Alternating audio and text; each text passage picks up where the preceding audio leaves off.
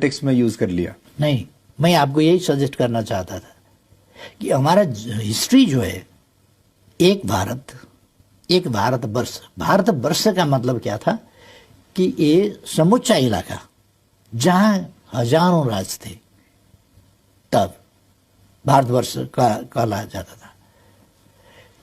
एक ही राज्य था भारतवर्ष, ऐसा नहीं है। भारतवर्ष कई राज्य थे, और ये तो यूनिफाइड भारत।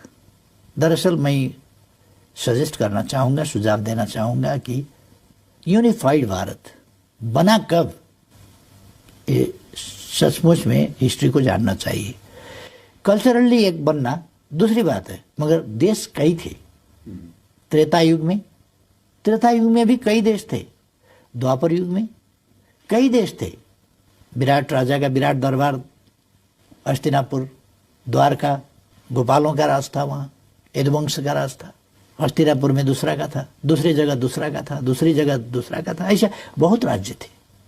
राज्य बनते थे, टूटते थे, जीता जाता था, हारा जाता था। वो समय ऐसा ही था। माइट इज राइट का जमाना था। जिसने जीता जीत लिया। कोई संयुक्त राष्ट्र संघ तो नहीं था। पीस कीपिंग फोर्स भी कोई नहीं भेजता था तब। जिसने समेटा और खदेड़ दिया। हाँ, इसलिए कभी था ही नहीं भारतवर्ष। भारतवर्ष एक हिमवत खंड का, अफगानिस्तान से लेकर म्यांमार तक, बर्मा तक का भूमि, उत्तराखंड के हिमवत खंड, ये हिमवत खंड के अंदर भारतवर्ष था। साउथ एशिया को भारतवर्ष कहा जाता था। इसको नामकरण इसलिए रीजन को, मगर कई राज थे। अभी जैसा 7-8 देश नहीं, तब हजारों देश थे। आपको पता है 556 देश राजे रजौटे थे इंडिया में जब ब्रिटिश आए। बिल्कुल थे। और सरदार पटेल को बड़ी मेहनत करनी पड़ी।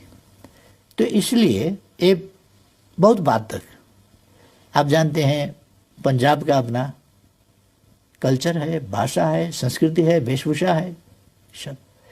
बंगाल का बंगाली, उसका डिश, उसका भाषा, उसका कल्चर, उसके वाद्य वादन, ये सब ये अलग अलग है, अलग अलग थे। ये अब एक भारत बन गया।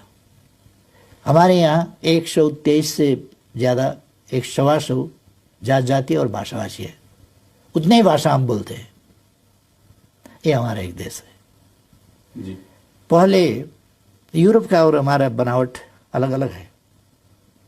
यूरोप एक भूमि, एक भाषा, एक देश, एक संस्कृति, एक राष्ट्र। हमारा ऐसा नहीं हुआ। हमारा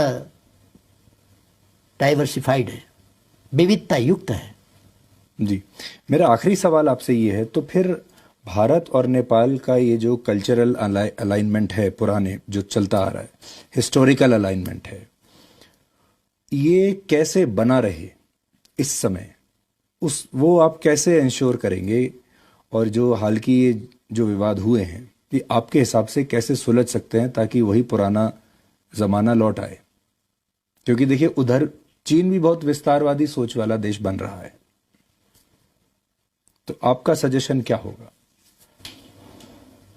हाँ, चीन के बारे में इंडिया का रीडिंग, फीलिंग एक हो सकता है। आपने हमसे उस पर सहमति असहमति कुछ ढूंढा भी नहीं, और हमको बताना भी जरूरी नहीं है। नहीं, आप भारत के पर्सपेक्टिव से सहमत हैं या नहीं है? जब भारत के बारे में बातचीत कर रहे हैं, भारत से कई भाषाएं हमारा मिलता जुलता है।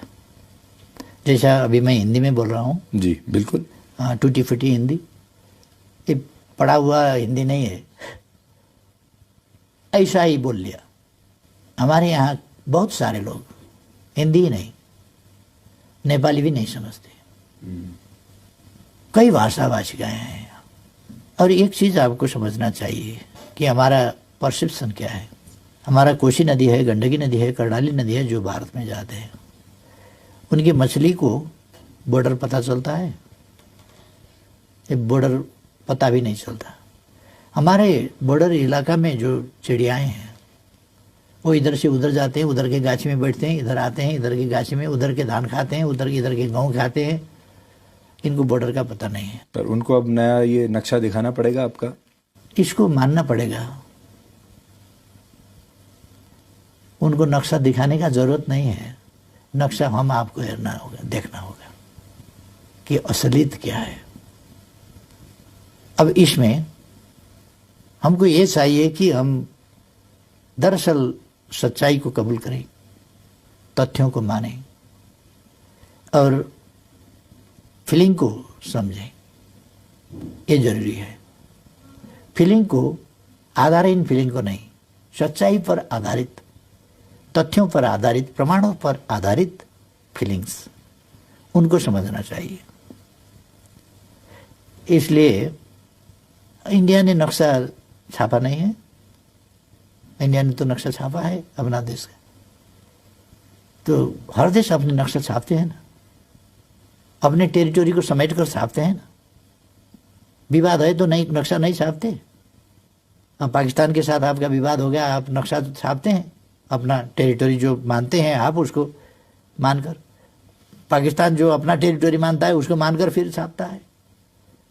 जब जिस दिन वो विवाद निपटारा हो जाएगा, एक ही प्रकार का नक्शा बनेगा।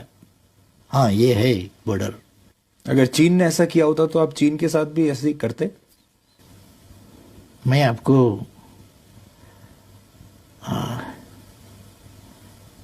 ये बताऊं कि हम सोवरेनिटी के, टेरिटोरियल इंटीग्रिटी के सवाल में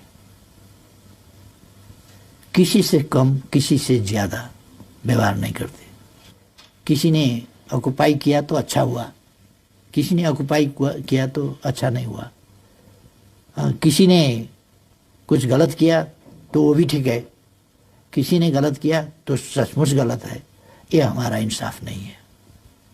हम हर किसी के साथ समान व्यवहार करेंगे, हर किसी के साथ। ओली जी, बहुत बहुत शुक्रिया हमसे बात करने के लिए। और मुझे बड़ी उम्मीद है कि आपने जो हिंदी में हमसे बात की है, भारत के जो हमारे दर्शक हैं वो आपकी बात सुनेंगे और उन्हें आपका जो व्यू पॉइंट है वो उनको पता चलेगा। आपका बहुत बहुत शुक्रिया। धन्यवाद।